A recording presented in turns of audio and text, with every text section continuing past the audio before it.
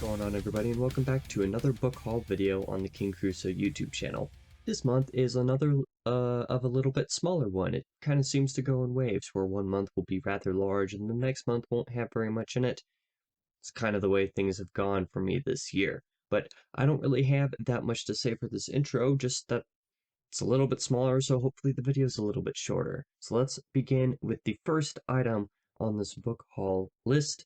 In this, of course, two people anticipating this haul, probably expecting to see the Outlander series by Diana something. I'm not going to try to pronounce her last name because I'm sure I'd butcher it because I suck at pronouncing names for some reason.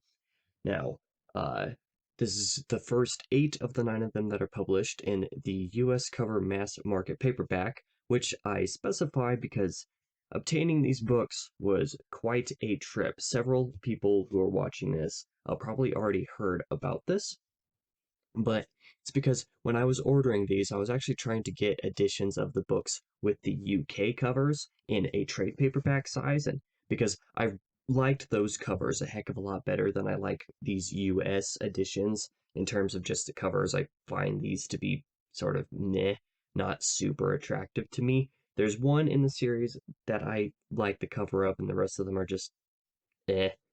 So because of that, I was trying to actually order that UK edition in the trade paperback size, and also because outside of those Lord of the Rings and The Hobbit right up there, I have a few random classics that I inherited from, my parents when they were trying to get rid of a lot of their books over the last couple years. I have next to no mass market paperbacks and hate the just the way that they behave. They're made basically to be destroyed, and I don't like destroying my books. So if I had had a choice, I absolutely would have chosen to go with a trade paperback, or even since I had to stick with the US edition covers, because for some reason Amazon, even though advertising the UK covers, didn't have them. I got this set and then I had it returned and then tried purchasing another one with the complaint, and it came with the exact same set again. So I just decided to not try to argue with it anymore and just have kept these. If having to stay with the US covers, I honestly would have preferred to have the hard covers rather than mass markets, but at this point I honestly don't really care. It was an annoying thing to deal with at the time, so I'm kind of over it at this point. And this is the only of these 8 covers that I actually think that I like. The rest of them I don't really like all that much. But yeah, so there's the Outlander series, which I was wondering when I would ever be able to start it. Didn't really have any plans for it, but let's just say that these books are a lot bigger than I was anticipating that they would be. Like books 5 and 6, I believe, for example, in the mass markets are each like 1,400 pages or more. Like, that's absurd, even for mass market size books. So I'm going to be starting Wheel of Time next year. I'm thinking that this series will probably be my big, long lasting read that I'll do after I'm done with Wheel of Time, which probably won't be till close to like late 2025, 2026. So it'll be a few years before I get to these. But yeah, I get ever more excited by them all the time because of a couple friends who have been reading them. With that being said, let's move on to item 2 in the haul, that being The Haunting of Hill House by Shirley Jackson. Now, in Mike's Book Reviews Discord server, we do a monthly classics read along. I mention this pretty much every month. For October, instead of just picking from our normal list of classics that people have voted on, we picked a lot of people suggested different spooky season type of horror books to read, or to be able to read for October for a spooky season.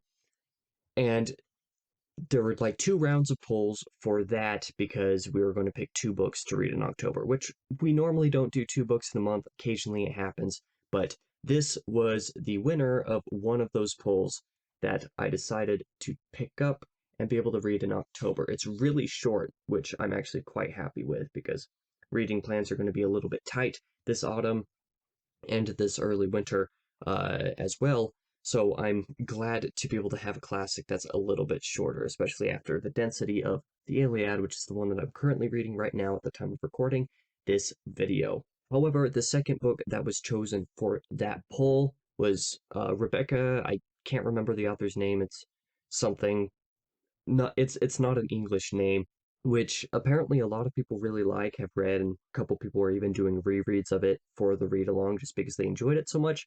I didn't read anything about it because I didn't want to get all the FOMO at this moment because, like I said, reading plans are going to be a little bit tight, and I already have another spooky season read planned for October, and I just don't want to, try to have to fit something in that I'm sure I won't be able to fit in. Since this is short and it was one of the winners for the month, I'm just going to go with this, so I picked it up. Also, when did they start doing, you know, TV series promotion fake stickers on Penguin Classics books? That really annoys me. Whatever.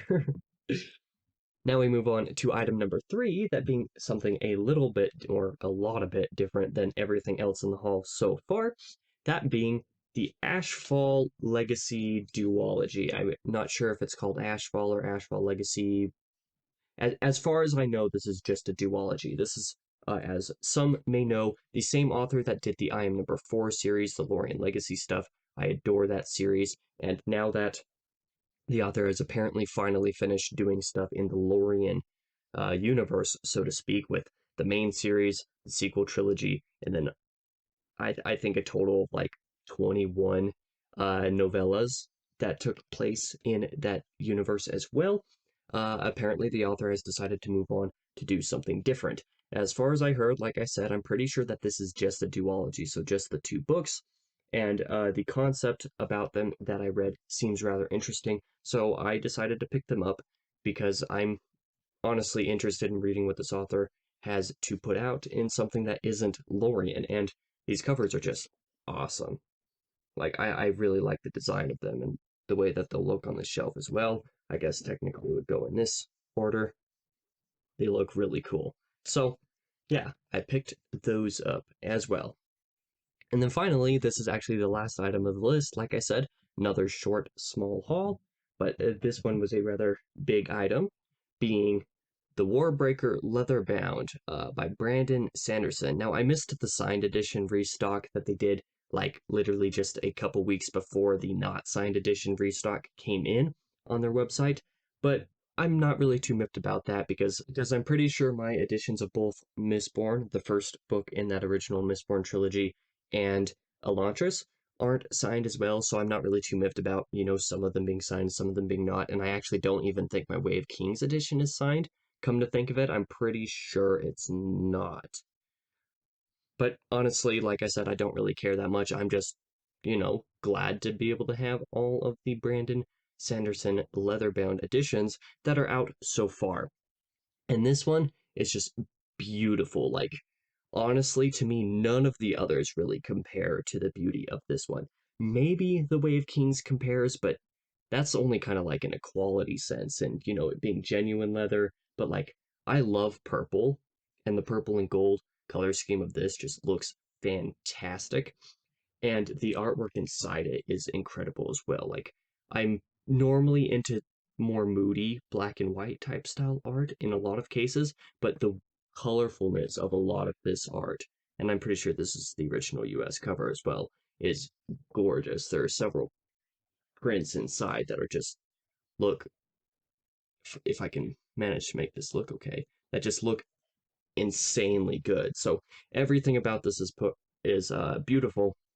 Probably my favorite edition of pretty much any book I own. Like, if you ask me which of the books on my shelves is my favorite in terms of beauty and attraction, this is probably it.